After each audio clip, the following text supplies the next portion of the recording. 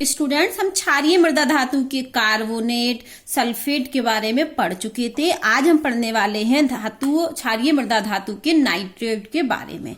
तो क्षारीय मृदा धातु के नाइट्रेट बनते कैसे हैं? जब हम क्षारीय मृदा धातु के कार्बोनेट की अभिक्रिया डाइल्यूट HNO3 अर्थात तनु नाइट्रिक अम्ल के साथ कराते हैं तो क्षारीय मृदा धातु के नाइट्रेट बनते हैं। क्षारीय मृदा धातु के कार्बोनेट की अभिक्रिया तनु नाइट्रिक अम्ल से कराने पर क्षारीय मृदा धातु के नाइट्रेट बनते हैं। ठीक है, अब आप ध्यान से सुनिए कि ये जो क्षारीय मृदा धातु के नाइट्रेट हैं, जैसे कि हम यहां पर ले लें सबसे पहले बेरिलियम क्षारीय मृदा धातु, फिर मैग्नीशियम, फिर कैल्शियम, फिर स्ट्रोंशियम, फिर बेरियम। तो यहां पर हम इनके नाइट्रेट बना देते हैं। ये बेरिलियम का नाइट्रेट, ये हमारा मैग्नीशियम का नाइट्रेट, ये कैल्शियम का नाइट्रेट, ये स्ट्रोंशियम का नाइट्रेट और ये हमारा बेरियम का नाइट्रेट। ठीक है, ये नाइट्रेट बनते कैसे हैं? जब किसी धातु क्षारीय मृदा धातु के कार्बोनेट की अभिक्रिया हम HNO3 से कराते हैं तो हमको क्षारीय मृदा धातु के नाइट्रेट बनते हैं। ठीक है, अब आप सुनिए कि ये जो जैसे जैसे हम ऊपर से नीचे आते हैं वर्ग में, आप जानते हैं कि वर्ग में ऊपर से नीचे आने पर एक एक कक्षा जुड़ती चली जाती है। कक्षा जुड़ते जुड़ते क्या हो जाता है? आकार बढ़ता है। तो ऊपर से नीचे आने पर आकार बढ़ता है और आकार बढ़ने से जल योजन एंथैल्पी का मान कम होता है। जल योजन एंथैल्पी कम होती है। जैसे जैसे वर्ग में हम ऊपर से नीचे आते हैं तो एक कक्षा जुड़ती जाती है जिससे आकार क्या होता है? बढ़ता है। तो ऊपर से नीचे आने पर वर्ग में आकार बढ़ता है क्योंकि एक नई कोष जुड़ती जाती है।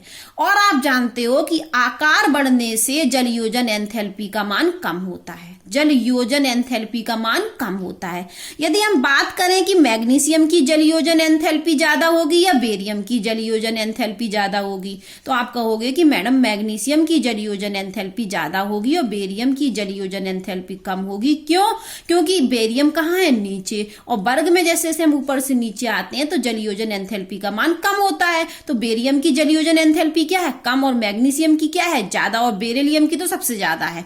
तो इसी कारण से जो मैग्नीशियम नाइट्रेट का क्रिस्टल होता है, किसका क्रिस्टल? मैग्नीशियम नाइट्रेट का क्रिस्टल, तो उसमें 6 जल के अणु जुड़े होते हैं, जल योजित होते हैं, क्योंकि मैग्नीशियम की जल योजन एंथैल्पी ज्यादा है।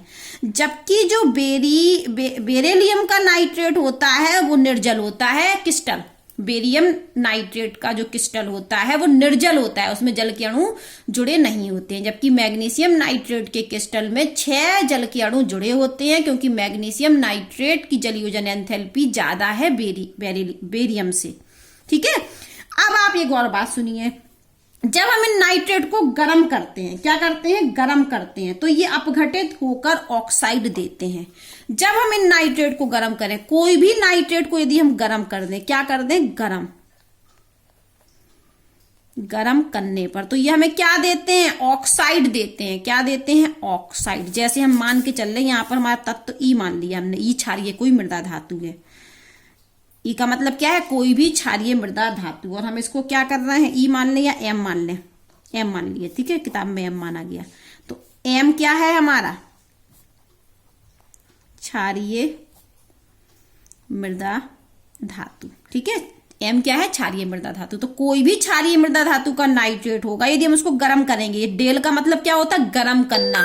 इसका अर्थ होता है, त्रिभुज बना है ये छोटा सा ट्राइंगल ये, लेकिन इसका अर्थ क्या है? गर्म करने पर। इसका अर्थ होता है गर्म करना, तापमान देना। तो जब भी हम किसी क्षारीय मृदा धातु के नाइट्रेट को गर्म करते हैं तो ये अपघटित होकर हमें क्या देते हैं? ऑक्साइड देते हैं। क्या देते हैं? ऑक्साइड देते हैं। ऑक्साइड मतलब हमें ये बना देते हैं MO, क्षारीय मृदा धातु का ऑक्साइड बनाते हैं। ठीक है, तो जैसे हम क्या करते हैं? गर्म करते हैं इनको, क्षारीय मृदा धातु के नाइट्रेट को, तो हमें ये क्षारीय मृदा धातु का ऑक्साइड देते हैं।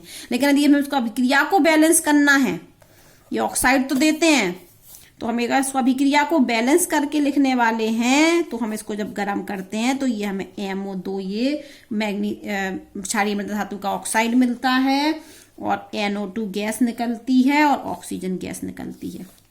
तो यहां सुनिए वापस, जब हम क्षारीय मृदा धातु के नाइट्रेट को गर्म करते हैं तो क्षारीय मृदा धातु का